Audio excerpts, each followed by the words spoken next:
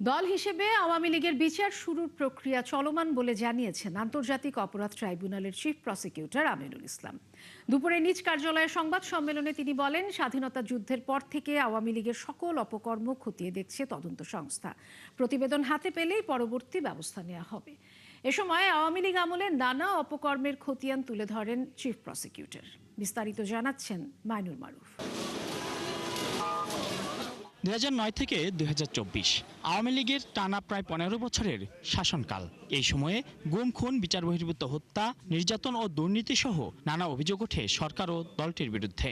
তবে দলটির সব অপরাধ ছাপিয়ে যায় 2024 সালের জুলাই গণঅভ্যুত্থানে আন্দোলন দমনে সংঘটিত হত্যাকাণ্ড ও সহিংসতার অভিযোগ। ইতোমধ্যে আন্তর্জাতিক অপরাধ ট্রাইব্যুনালে জুলাই হত্যাযজ্ঞ ও আওয়ামী লীগ আমলে গুম, খুনের ঘটনায় একাধিক মামলার বিচার চলছে, যার মধ্যে জুলাই হত্যাকাণ্ডের 6টি মামলার রায় হয়েছে। এসব মামলায় দল হিসেবে আওয়ামী লীগের ভূমিকার বিষয়টিও উঠে আসে। গত সেপ্টেম্বরে তখনকার চিফ প্রসিকিউটর জানিয়েছিলেন আওয়ামী লীগের বিরুদ্ধে তদন্তের কথা। সবশেষ শনিবার স্বরাষ্ট্রমন্ত্রী জানান, দল হিসেবে আওয়ামী লীগের বিচার প্রক্রিয়া শুরু হচ্ছে। রাজনৈতিক দল হিসেবে আওয়ামী লীগের বিচার দাবি করেছি আমরা, আপনারা দাবি করেছেন, তদন্ত পরিচালিত হচ্ছে। ইনশাআল্লাহ খুব শিগগির রাজনৈতিক দল হিসেবে সেই রাজনৈতিক দলকে বিচারের কাঠগড়ায় নিয়ে যাওয়া হবে। এমন প্রেক্ষাপটে রোববার চিফ প্রসিকিউটর তুলে ধরেন দল হিসেবে আওয়ামী লীগের বিরুদ্ধে ওঠা অভিযোগ ও তদন্তের অগ্রগতি। জানান, স্বাধীনতা যুদ্ধের পর থেকে দলটির সকল অপকর্ম খতিয়ে দেখছে তদন্ত সংস্থা। স্বাধীন হওয়ার পর থেকে আওয়ামী লীগের নানা বিভিন্ন রকমের তাদের এই কর্মকাণ্ডগুলো আছে। সেনাবাহিনীর পাশাপাশি আরেকটা রক্ষী বাহিনী এবং সেখানে হাজার হাজার মানুষকে হত্যা করা, রাজনৈতিক দলকে নিষিদ্ধ করা, 2009 থেকে নিজেরা ফ্যাসিজম রাষ্ট্র কায়েম করে দীর্ঘদিন পর্যন্ত মানুষের উপরে নানানভাবে অত্যাচার নির্যাতন করা। আওয়ামী লীগের বিরুদ্ধে অপরাধ প্রমাণিত হলে দল নিষিদ্ধের পাশাপাশি সম্পদ বাজেয়াপ্ত করার আইন আছে বলেও জানান আমিনুল ইসলাম। আমাদের পক্ষ থেকে কোনো ধরনের হস্তক্ষেপ নাই। তদন্ত সংস্থা স্বাধীনভাবে তদন্ত করছে। যদি আওয়ামী লীগের বিরুদ্ধে সংগঠন হিসেবে প্রাথমিক অভিযোগ প্রমাণিত হয়, তারা আমার কাছে রিপোর্ট সাবমিট করলে প্রয়োজনীয় ব্যবস্থা আমি নিব। ট্রাইব্যুনালে আমরা আমাদের একই আইন আছে, সেখানে ওই সংগঠনটিকে ব্যান করে দেওয়ার বিধান আছে এবং সম্পদ যা আছে। বাংলাদেশের ইতিহাসে এই প্রথম কোন রাজনৈতিক দলের বিরুদ্ধে আন্তর্জাতিক অপরাধ ট্রাইব্যুনালে হতে যাচ্ছে বিচার কার্যক্রম। ব্যক্তিগত দায় আছে, কিন্তু সংগঠন হিসেবেও কিন্তু আলাদা দায় আছে। মাইনুল মারুফ, ৭১, ঢাকা। 16 জুলাইয়ে জুলাই শহীদ দিবস পালনের সিদ্ধান্ত নিয়েছে সরকার। আজ মুক্তিযুদ্ধ বিষয়ক মন্ত্রণালয়ে সংবাদ সম্মেলনে প্রতিমন্ত্রী ইশরাক হোসেন এ তথ্য জানান। গত 17 বছর গুম, খুন ও নির্যাতনের শিকার পরিবারের সদস্যদের জন্য একটি অধিদপ্তর গঠনের উদ্যোগ নেওয়া হয়েছে বলেও জানান তিনি। শারমিনীর রিপোর্ট। বছর পেরিয়ে আবারও রক্তাক্ত জুলাই। 1.5 দশকের বেশি সময়ের ফ্যাসিবাদ থেকে মুক্তির ক্ষণগণনার মাস। বিভিন্ন রাজনৈতিক দল এরই মধ্যে জুলাইকে ঘিরে নানা কর্মসূচি ঘোষণা করেছে। রোববার মুক্তিযুদ্ধ বিষয়ক মন্ত্রণালয়ে তাৎক্ষণিক সংবাদ সম্মেলনে প্রতিমন্ত্রী জানান, 16 জুলাইকে জুলাই শহীদ দিবস হিসেবে পালনের সিদ্ধান্ত নিয়েছে সরকার। শুধু তাই নয়, 5 আগস্ট পালিত হবে গণ অভ্যুত্থান দিবস। ওই দিন বাংলাদেশ চীন মৈত্রী সম্মেলন কেন্দ্রের অনুষ্ঠানে যোগ দেবেন প্রধানমন্ত্রী তারেক রহমান। যেই দুইটি আলোচিত হত্যাকাণ্ডের পরবর্তীতে আসলে এর একটা প্রভাব শুধু দেশব্যাপী নয়, বিশ্বব্যাপী ছড়িয়ে পড়ে এবং এই আন্দোলনকে আরও বেগবান করে তোলে, আরও ত্বরান্বিত করে তোলে। শহীদ আবু সাঈদের ঘটনা আপনারা জানেন। বেগম রোকেয়া বিশ্ববিদ্যালয় রংপুরে অবস্থিত। সেখানে তার এই আত্মত্যাগকে স্মরণ করে রাখার জন্য একটি স্মৃতিস্তম্ভ, সেটির ভিত্তিপ্রস্তর স্থাপন করা হবে। শুধু তাই নয়, 17 বছর গুম, খুন ও নির্যাতনের শিকার পরিবারের সদস্যদের জন্য অধিদপ্তর গঠনের কথাও জানান ইশরাক হোসেন। আইন ও সালিশ কেন্দ্র এবং আরও বেশ কয়েকটি সংগঠন দীর্ঘদিন যাবৎ কাজ করে আসছে। তাদের সকল তথ্য সন্নিবেশিত করেই একটা এই ধরনের অধিদপ্তরের প্রয়োজন ছিল। গুম কমিশন তো একটা কমিশন ছাড়া শুধু তদন্ত করবে, কিন্তু এই যে তাদের ওয়েলফেয়ার, যেই ওয়েলফেয়ারটা আমরা মুক্তিযোদ্ধাদের, বীর মুক্তিযোদ্ধাদের জন্য দিচ্ছি, যেই ওয়েলফেয়ারটা আমরা বীর জুলাই যোদ্ধা এবং শহীদদের জন্য দিচ্ছি, তাদেরও তো একই রূপে এটি প্রাপ্য, একই কারণে তো তারা জীবন দিয়েছেন।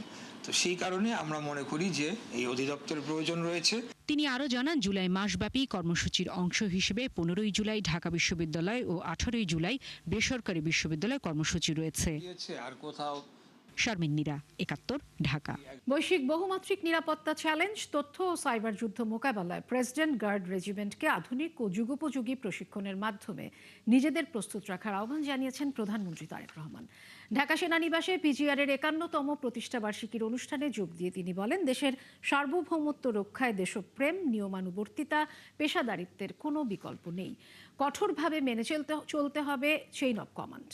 মোহাম্মদ হোসেইনের প্রতিবেদন। 1975 সাল থেকে প্রধানমন্ত্রী, রাষ্ট্রপ্রধান এবং রাষ্ট্রঘোষিত অতি গুরুত্বপূর্ণ ব্যক্তিদের দৈহিক নিরাপত্তা সহ নানা রাষ্ট্রীয় আনুষ্ঠানিকতা নিষ্ঠার সঙ্গে পালন করছে সেনাবাহিনীর বিশেষায়িত শাখা প্রেসিডেন্ট গার্ড রেজিমেন্ট। প্রতিষ্ঠার 51তম বার্ষিকীতে রোববার দুপুরে ঢাকা সেনানিবাসের পিজিআর সদর দপ্তরে আসেন প্রধানমন্ত্রী তারেক রহমান। এ সময় তাকে দেয়া হয় গার্ড অব অনার। পরিদর্শন বইয়ে সই করে আঙিনায় একটি গাছের চারা রোপণ করেন তারেক রহমান। প্রতিষ্ঠা লগ্ন থেকে পিজিআরের বিকাশে শহীদ রাষ্ট্রপতি জিয়াউর রহমান, প্রয়াত প্রধানমন্ত্রী বেগম খালেদা জিয়ার অবদানের কথা উল্লেখ করে 1981 সালের 30 মে চট্টগ্রামের সার্কিট হাউসে আত্মদানকারী পিজিআর সদস্যদের শ্রদ্ধাভরে স্মরণ করেন প্রধানমন্ত্রী। 81 সালের 30 মে চট্টগ্রাম সার্কিট হাউসে প্রেসিডেন্ট জিয়াউর রহমানের শাহাদাত বরণের সময় কর্তব্য পালনরত পিজিআরের কয়েকজন সদস্য শহীদ হয়েছিলেন। আজকের এই দিনে আমি পিজিআরের সেই সকল শহীদদের গভীর শ্রদ্ধার সঙ্গে স্মরণ করছি। তিনি বলেন, বর্তমান সময়ের নানামুখী চ্যালেঞ্জ মোকাবেলায় আধুনিক ও যুগোপযোগী প্রশিক্ষণের মাধ্যমে নিজেদের প্রস্তুত রাখতে হবে। বর্তমানে আর্থসামাজিক, ভূ রাজনৈতিক পরিস্থিতি এবং তথ্য প্রযুক্তির অবাধ বিকাশের ফলে বহুমাত্রিক নিরাপত্তা চ্যালেঞ্জ তৈরি হয়েছে। সাইবার যুদ্ধ, ইলেকট্রনিক ওয়ারফেয়ার, ড্রোন যুদ্ধ কিংবা তথ্য যুদ্ধ, এইসব নতুন নতুন ক্ষেত্রগুলো কোনোভাবেই উপেক্ষা করার সুযোগ নেই। এইসব বহুমাত্রিক চ্যালেঞ্জ মোকাবেলায় শুধুমাত্র পিজিআরই নয়, প্রতিটি বাহিনীকেই আধুনিক এবং সময়োপযোগী প্রশিক্ষণের মাধ্যমে নিজেদেরকে সার্বক্ষণিক প্রস্তুত রাখা অত্যন্ত জরুরি। জনসভা, বিভিন্ন কর্মসূচিতে নেয়া নিরাপত্তা কৌশল যেন সরকার প্রধানকে জনগণ থেকে দূরে ঠেলে না দেয়, সেদিকে খেয়াল রাখার নির্দেশনাও দেন সরকার প্রধান। নিরাপত্তা কৌশল যাতে সরকার প্রধানকে জনগণ থেকে দূরে ঠেলে না দেয়, সেদিকে বিশেষভাবে লক্ষ্য রাখার জন্য আমি আপনাদের প্রতি বিশেষভাবে আহ্বান জানাই। পেশাদার সামরিক ইউনিট হিসেবে শৃঙ্খলা ও দায়িত্ববোধে অটল থাকার নির্দেশনা দেন প্রধানমন্ত্রী। প্রযুক্তিগত দক্ষতা অর্জনের পাশাপাশি প্রতিটি সদস্যের সাহস, সততা, বিশ্বস্ততা, সর্বোচ্চ পেশাদারিত্ব, নিয়মানুবর্তিতা এবং সর্বোপরি চেইন অফ কমান্ড অনুসরণ, এই বিষয়গুলো কঠোরভাবে মেনে চলা অপরিহার্য। সকালে প্রতিষ্ঠা বার্ষিকীতে প্রধান অতিথি হিসেবে পিজিআরের দরবারে যোগ দেন রাষ্ট্রপতি মোহাম্মদ শাহাবুদ্দিন। সশস্ত্র বাহিনীকে বাংলাদেশ ফার্স্ট নীতির আলোকে আধুনিক প্রযুক্তি নির্ভর বাহিনী হিসেবে গড়ে তোলার প্রত্যয় পুনর্ব্যক্ত করেন তিনি। সরকার সশস্ত্র বাহিনীকে আধুনিক চতুর্মাত্রিক বাহিনী হিসেবে গড়ে তুলতে অঙ্গীকারবদ্ধ। মোহাম্মদ হোসাইন, 71, ঢাকা। সরকারি অনুষ্ঠানে ব্যানার, ফেস্টুন ও বিলবোর্ডে প্রধানমন্ত্রী তারেক রহমানের ছবি ব্যবহার নিষিদ্ধ করে পরিপত্র জারি করা হয়েছে। রোববার মন্ত্রী পরিষদ বিভাগ থেকে এই সংক্রান্ত নির্দেশনা দেওয়া হয়। সকালে গুলশান থেকে সচিবালয়ে যাওয়ার পথে প্রধানমন্ত্রী সড়কে মন্ত্রণালয়ের কর্মসূচি উপলক্ষে প্রস্তুত ব্যানার, ফেস্টুনে নিজের ছবি দেখে এই নির্দেশনা দেন।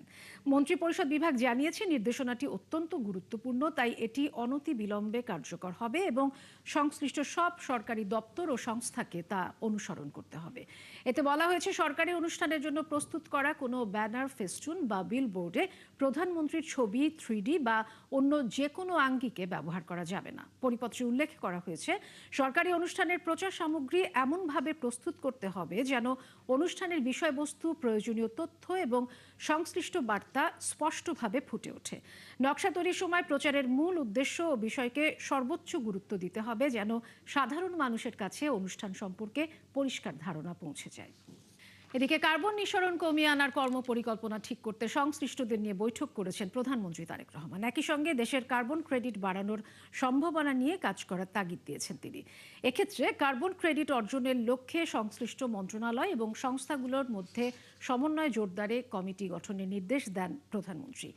সচিবালয় মন্ত্রিপরিষদ বিভাগে জলবায়ু পরিবর্তন বিষয়ক এক সভায় এসব নির্দেশনা দেন তারেক রহমান। বৈঠকে নবায়নযোগ্য জ্বালানির ব্যবহার বৃদ্ধি, শিল্প খাতে পরিবেশ বান্ধব প্রযুক্তির প্রয়োগ, জ্বালানি দক্ষতা উন্নয়ন, বন সংরক্ষণ এবং ব্যাপক বৃক্ষরোপণের মাধ্যমে কার্বন শোষণ বাড়ানোর বিষয়ে গুরুত্ব দেওয়া হয়। পাশাপাশি আন্তর্জাতিক কার্বন বাজারে বাংলাদেশের সম্ভাবনা কাজে লাগাতে বাস্তবসম্মত পরিকল্পনা গ্রহণের নির্দেশ দেন প্রধানমন্ত্রী। এ সময় প্রধানমন্ত্রী কার্বন ক্রেডিট ব্যবস্থাপনায় স্বচ্ছতা নিশ্চিত, নির্ভরযোগ্য তথ্য ভান্ডার গড়ে তোলা এবং আন্তর্জাতিক সংস্থাগুলোর সঙ্গে সমন্বয় বাড়ানোর কথা বলেন। সভায় সংশ্লিষ্ট মন্ত্রণালয়ের মন্ত্রী, উপদেষ্টা, সচিব ও বিশেষজ্ঞরা উপস্থিত ছিলেন। হামের টিকা না কেনা এবং এ সংক্রান্ত অবহেলায় 6 শতাধিক শিশুর মৃত্যুর অভিযোগে অন্তর্বর্তী সরকারের প্রধান উপদেষ্টা ডক্টর মোহাম্মদ ইউনূস ও স্বাস্থ্য উপদেষ্টা নূরজাহান বেগম সহ 4 জনের বিরুদ্ধে মামলার আবেদন করা হয়েছে। হামে মারা যাওয়া 9 বছর বয়সী সাউদা নুসকানের বাবা সিরাজুল ইসলাম আবেদনটি করেন। রোববার ঢাকায় অ্যাডিশনাল চিফ মেট্রোপলিটন ম্যাজিস্ট্রেট জসিতা ইসলামের আদালতে এই আবেদন করা হয়। বাদী পক্ষের আইনজীবী তসলিমা জাহান পপি জানান, আদালত বাদীর জবানবন্দি রেকর্ড করে আদেশ অপেক্ষমান রেখেছে। ডক্টর ইউনূস ও নূরজাহান ছাড়াও স্বাস্থ্য অধিদপ্তরের সাবেক মহাপরিচালক অধ্যাপক ডাক্তার মোহাম্মদ আবু জাফর এবং সাবেক প্রধান উপদেষ্টা প্রেস সচিব শফিকুল আলমকে এই মামলায় আসামি করার আর্জি জানানো হয়। এর আগে একই ধরনের অভিযোগে ঢাকার আদালত মোহাম্মদ ইউনূস, নূরজাহান বেগমদের বিরুদ্ধে একাধিক মামলার আবেদন খারিজ হয়েছে। হামে 24 ঘন্টায় সারা দেশে 7 শিশু মারা গেছে। স্বাস্থ্য অধিদপ্তরের পাঠানো প্রতিবেদনে এই তথ্য জানানো হয়।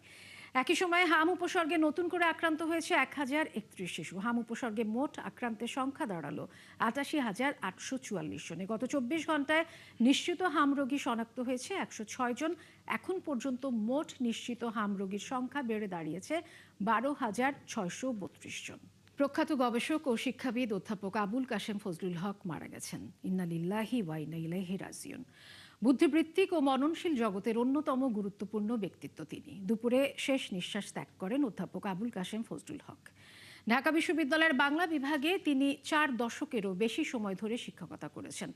ফজলুল হক শুধু শিক্ষক হিসেবেই নয়, একজন চিন্তাবিদ ও পথপ্রদর্শক হিসেবেও খ্যাতি অর্জন করেন। বাংলা বিভাগের সভাপতি হিসেবে দায়িত্ব পালনের পাশাপাশি তিনি নজরুল রচনাবলী সম্পাদনা পরিষদের সদস্য ছিলেন। শিক্ষকতার পাশাপাশি পত্রপত্রিকায় নিয়মিত কলাম লিখেছেন এবং 1982 সাল থেকে লোকায়ত নামক প্রগতিশীল সাময়িক পত্র সম্পাদনা করছিলেন। 2024 সালের 27 অক্টোবর থেকে তিনি বাংলা একাডেমির সভাপতির দায়িত্ব পালন করছিলেন। দর্শক, অধ্যাপক আবুল কাশেম ফজলুল হকের পল্লবীর বাসায় আছেন আমাদের সহকর্মী নাদিয়া শারমিন। আমরা যুক্ত হব তার সাথে। নাদিয়া, অধ্যাপক আবুল কাশেম ফজলুল হকের বাসায় তার প্রতি শ্রদ্ধা জানাতে বিশিষ্ট ব্যক্তিবর্গ কারা এসেছেন জানাবেন, এবং একই সাথে জানতে চাই নাদিয়া, শিক্ষাবিদ আবুল কাশেম ফজলুল হকের জানাজা বা পরবর্তী কি আনুষ্ঠানিকতা রয়েছে সে সম্পর্কে কোনো তথ্য আপনি জানতে পেরেছেন কিনা? ধন্যবাদ। প্রথমেই জানিয়ে রাখি, এখানে একটু আগে সংস্কৃতি মন্ত্রী এসেছেন নিতাই রায়চৌধুরী, এবং তিনি তার সম্পর্কে স্মৃতিচারণ করেছেন। তিনি বলেছেন একসময় ছাত্র ছিলেন। তিনি জানিয়েছেন যে আবুল কাশেম ফজলুল হক তিনি প্রগতিশীল বুদ্ধিজীবীদের মধ্যে দল নিরপেক্ষ হয়ে যে অবস্থানটি তিনি রেখেছিলেন সেটি আসলেই অতুলনীয়, এবং তাকে হারানো মানে দেশের একটি বড় সম্পদকে হারানো, এবং এই যে এই ক্ষতিটি এটি আসলে পূরণ হবার মতো নয়। এবং তার সাথে যেটি বলছিলেন যে তার জানাজার বিষয়টি, আমরা এখন পর্যন্ত যেটি জেনেছি যে ভোরবেলা অর্থাৎ বাদ ফজর পল্লবীর যে মসজিদুল আমান আছে এখানে তার প্রথম জানাজা অনুষ্ঠিত হবে। এরপরে 10টা থেকে 11টা পর্যন্ত বাংলা একাডেমিতে নেওয়া হবে, যেহেতু তিনি বাংলা একাডেমির মহাপরিচালক ছিলেন, এবং 11টা থেকে 12টা পর্যন্ত শহীদ মিনারে তাকে শ্রদ্ধা জানানোর জন্য নেওয়া হবে। এরপরে বাদ জোহর ঢাবির কেন্দ্রীয় মসজিদে তার নামাজে জানাজা অনুষ্ঠিত হবে। এই নামাজে জানাজার পরবর্তীতে আবার এখন পর্যন্ত চেষ্টা রয়েছে মহিদপুর শহীদ বুদ্ধিজীবী কবরস্থানে দাফনের জন্য। এই বিষয়ে কিন্তু মন্ত্রীর সাহায্যও চাওয়া হয়েছে এবং পরিবারের এখন পর্যন্ত চাওয়া যে তাকে মিরপুর শহীদ বুদ্ধিজীবী কবরস্থানের ওখানেই দাফন করা হোক এবং সেই ধরনেরই কিন্তু প্রস্তুতি চলছে এবং সেই অনুযায়ী কিন্তু মন্ত্রীর সাথে যখন কথা বলা হয়েছে তিনি জানাচ্ছিলেন যে আজকে রাতের মধ্যেই যাতে এই ব্যবস্থাটি হয় তিনি সিটি কর্পোরেশন সহ বিভিন্ন কর্তৃপক্ষের সাথে কথা বলে সেটি নিশ্চিত করার চেষ্টা করবেন। এই মুহূর্তে আসলে তার যে গোসল সহ বিভিন্ন প্রস্তুতি রয়েছে সেই প্রস্তুতিটি চলছে এবং সেই প্রস্তুতির অবস্থানটি আমরা কিন্তু দেখতে পাচ্ছি। বাসায় যারা রয়েছেন তারা মূলত বাকি প্রস্তুতিগুলো নিচ্ছেন, সেই প্রস্তুতির কাজ চলছে। আমরা পরিবারের সাথে কথা বলার পরে মূলত তাদের এখন পর্যন্ত যে এই ধরনের সিদ্ধান্তগুলো জানালাম আপনাকে সেইটি জানিয়েছিলাম এবং গোসলের জন্য আপনি দেখলেন কিছুক্ষণ আগে কিন্তু নেওয়া হলো অ্যাম্বুলেন্সটি আমাদের ঠিক পাশ দিয়ে তারা গিয়েছেন এবং এই মুহূর্তে আসলে গোসল করিয়ে এই জায়গাটিতেই তাদেরকে রাখা হবে এবং রাখার পরবর্তীতে আমরা হয়তো জানার চেষ্টা করব যে তাকে মিরপুর শহীদ বুদ্ধিজীবী কবরস্থানে দাফনের যে কথাটি বলা হয়েছিল সেটি হয় কিনা। এবং রাস্তায় যেহেতু যানজট রয়েছে অনেকেই এদিকে আসছেন বা শ্রদ্ধা জানানোর চেষ্টা করছেন, কিছু সময় দেরি হচ্ছে। আপনাকে অসংখ্য ধন্যবাদ আমাদের সাথে যুক্ত হবার জন্য। দর্শক, সহকর্মী নাদিয়া শারমিন আমাদের সাথে যুক্ত হয়েছিলেন শিক্ষাবিদ আবুল কাশেম ফজলুল হকের পল্লবীর বাসা থেকে। দেশে এখনো জটিল রোগের সঠিক নির্ণয় করা যায় না স্বীকার করে স্বাস্থ্যমন্ত্রী সর্দার মোহাম্মদ সাখাওয়াত হোসেন বলেছেন, ক্যান্সার রোগ শনাক্তে অন্য দেশের প্রতিবেদনের উপর নির্ভর করতে হয়। দুপুরে ঢাকা বিশ্ববিদ্যালয়ের সিনেট ভবনে আয়োজিত সেমিনারে তিনি সব কথা বলেন। মন্ত্রী বলেন, দেশের প্রত্যন্ত অঞ্চলের রোগীরা এখনো সঠিকভাবে চিকিৎসা সেবা পাচ্ছে না। এই পরিস্থিতির উন্নতিতে এবার বাজেটে স্বাস্থ্য খাতে দ্বিগুণ বরাদ্দ রেখেছে সরকার। ডেঙ্গু ও হাম মোকাবেলায় যেসব চিকিৎসক ও নার্স নিয়োজিত রয়েছেন তাদেরকে আরও ধৈর্য নিয়ে কাজ করার নির্দেশ দেন তিনি।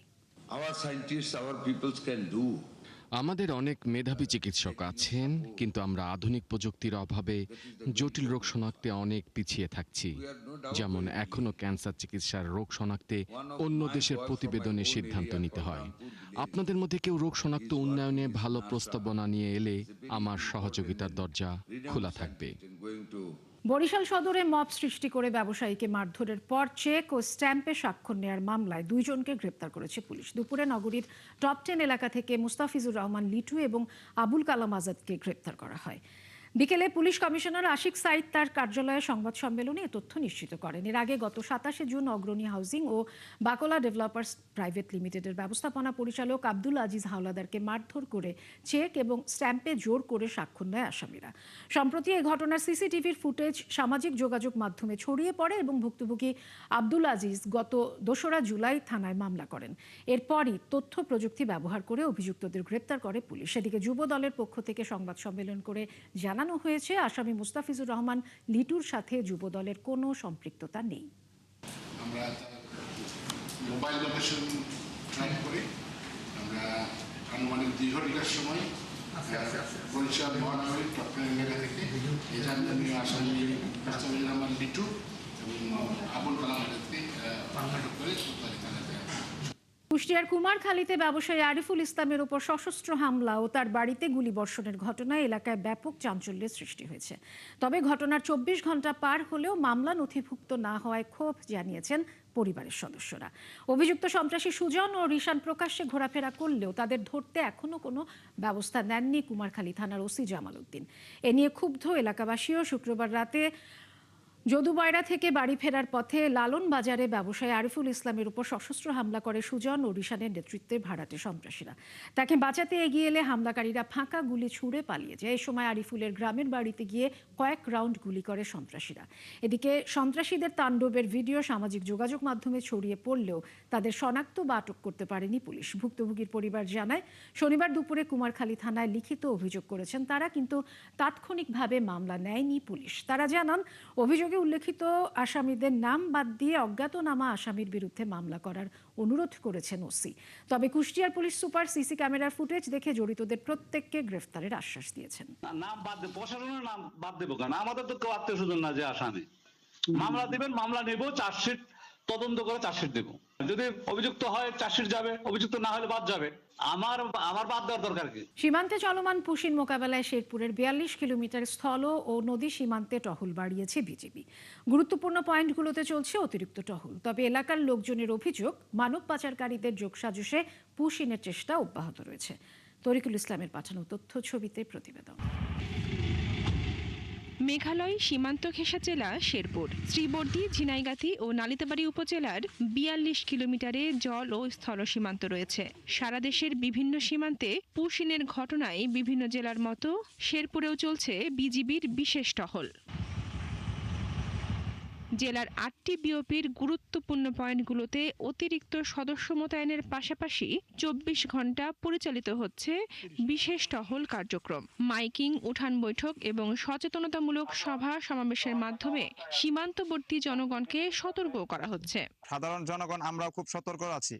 যদি ভারত থেকে অবৈধভাবে কোনো লোক আমাদের বাংলাদেশে ঢুকে, তাহলে আমরা অবশ্যই বিজিবির কাছে হস্তান্তর করব। বিডিবি ও আমরা গ্রামবাসী আমরা খুবই সতর্ক আছি। যদি অপরিচিত লোক দেখি তাহলে বিটিআররা ম্যাকমেরাঙ্গর কয়ে দিছে, আমরা ক্যাম্পে খবর দেন। সীমান্তবাসী বলছেন মানব পাচারের সঙ্গে জড়িতরা পুশিনে সহায়তা করছে। আমাদের জায়গা হয় না, এরপরে যদি ভারতের লোকজন আমাদের দেশে নামাই দেয় তাহলে আমরা কোথায় গিয়ে দাঁড়াবো? আমরা এলাকাবাসী সতর্ক অবস্থান করছি। আমরা এরকম সন্দেহভাজন কোনো কিছু দেখলে অথবা আমাদের কাছে মনে হলে আমরা তৎক্ষণাৎ বিজিবি ক্যাম্পে জানাবো। এ নিয়ে বিজিবির নকশি বিওপি ক্যাম্প কমান্ডার জানান, দালালদের শনাক্তকরণ এবং সীমান্তে নজরদারি বাড়ানোর মধ্য দিয়ে গড়ে তোলা হচ্ছে নিরাপত্তা বলয়। ওভারঅল আমরা চেষ্টা চালাচ্ছি এবং আমাদের সীমান্তে যদি কোনো প্রকারের কোনো অপরিচিত লোক আসে, আমরা তাকে আমাদের আইনের যা আছে আমাদের আইন অনুযায়ী তাদের সাথে আমরা সেই ব্যবস্থা গ্রহণ করব। সম্প্রতি নালিতাবাড়ী উপজেলার রামচন্দ্রকুড়া সীমান্ত দিয়ে 5 জনকে পুশিনের চেষ্টা করে বিএসএফ। সাধারণের জন্য জানানো যাচ্ছে যে বনশ্রী হালদার, 71। বঙ্গোপসাগরে লঘুচাপের কারণে উপকূলে মুষলধারায় বৃষ্টি হচ্ছে। সমুদ্রে বইছে উত্তাল অবস্থা। পায়রা সমুদ্র বন্দর 3 নম্বর এবং পটুয়াখালী নদী বন্দরকে রোববার সন্ধ্যা 6টা পর্যন্ত 1 নম্বর সতর্ক সংকেত দেখাতে বলা হয়েছে। গভীর সমুদ্র থেকে ফিরে শত শত ট্রলার নিরাপদ আশ্রয় নিয়েছে। সহকর্মীদের পাঠানো তথ্য ছবিতে প্রতিবেদন। পটুয়াখালীর কলাপাড়ায় রোববার ভোর থেকে মুষলধারায় বৃষ্টি হচ্ছে। বৃষ্টির মধ্যে শত শত মাছ ধরার ট্রলার গভীর সমুদ্র থেকে কলাপাড়ার মৎস্যবন্দর, আলিপুর ও মহিপুরের খাপড়া ভাঙা নদীর পোতাশ্রয়ে আশ্রয় নিয়েছে। খেপুপাড়া আবহাওয়া অধিদপ্তরের কর্মকর্তারা বলেন, লঘুচাপটি সুস্পষ্ট লঘুচাপে পরিণত হওয়ায় উত্তাল হয়েছে সমুদ্র। মাঝারি বজ্রবৃষ্টির শঙ্কাও রয়েছে। কুয়াকাটা সৈকতে বড় বড় ঢেউ আছড়ে পড়ছে। ঝুঁকিতে রয়েছে জাতীয় উদ্যান সহ গোটা সৈকত এবং জালালপুর বেড়িবাঁধ। যাতায়াতের মানুষের কষ্ট, কিন্তু যাতায়াত ছেলেমেয়েরাও যাইতে পারে না, এদের কষ্ট হয়। স্কুল মাদ্রাসায় ঘুরে যাইতে পারে না, কি এটা সিদ্ধাত মাসা কামড়ায়, মানুষজন রুগী অসুস্থ লইয়া ডাক্তারখানা যাইতে কষ্ট হয়। রাস্তাঘাটে কাদা হয়, স্কুল কলেজে যাইতে কষ্ট হয়, বাজারে যাইতে কষ্ট হয়। তেমন অর্ধাপথে আমরা ফিরে এসেছি, কারণ রাস্তায় খুব কাদার অবস্থায় আমরা হাঁটতে পারছি না। পিছলে খেয়ে পাশা খেয়ে ব্যাগ খাতে সব কাদা মেখে গিয়েছে এবং পানিতে অনেক বই খাদা ছিঁড়ে গিয়েছে বা ভিজে গিয়েছে। লঘুচাপের প্রভাবে পটুয়াখালী, রাঙাবালি ও পায়রা সমুদ্র বন্দর এলাকায় থেমে থেমে বৃষ্টি হচ্ছে। জোয়ারের তীব্রতায় দেখা দিয়েছে ভাঙন। পায়রা সমুদ্র বন্দরের 3 নম্বর স্থানীয় সতর্ক সংকেত বহাল রাখা হয়েছে। একই সঙ্গে পটুয়াখালী নদী বন্দরে রোববার সন্ধ্যা 6টা পর্যন্ত 1 নম্বর সতর্ক সংকেত দেখাতে বলা হয়েছে। ঝালকাঠিতে সকাল থেকে থেমে থেমে বৃষ্টি হচ্ছে। সেই সাথে বইছে হালকা থেকে মাঝারি ধরনের দমকা হাওয়া। সুগন্ধা, বিষখালী সহ জেলার সব নদ নদীর পানি বেড়েছে। ব্যবহার চলতে আছে, কোনো টিকিট নাই, কিছু নাই। আমরা তো ঘুরি কোনো পয়সাই পাই না। রোডে পেটের দায় আমরা রিক্সা নিয়ে বেরিয়ে হয়েছি, রোডে তো কোনো লোকজনই নেই। বাগেরহাটে সাগর মোহনায় দুবলার চরে দমকা বাতাস বয়ে যাচ্ছে। গুড়ি গুড়ি বৃষ্টির কারণে সাধারণ মানুষ দুর্ভোগে পড়েছে। হাসান আহমেদ, 71। চলছে সংবাদ সংযোগ, সরাসরি সংবাদ অনুষ্ঠান দেখতে চোখ রাখুন 71-এর ফেসবুক পেজে এবং সাবস্ক্রাইব করুন 71-এর ইউটিউব চ্যানেল। 71-এর সাথে।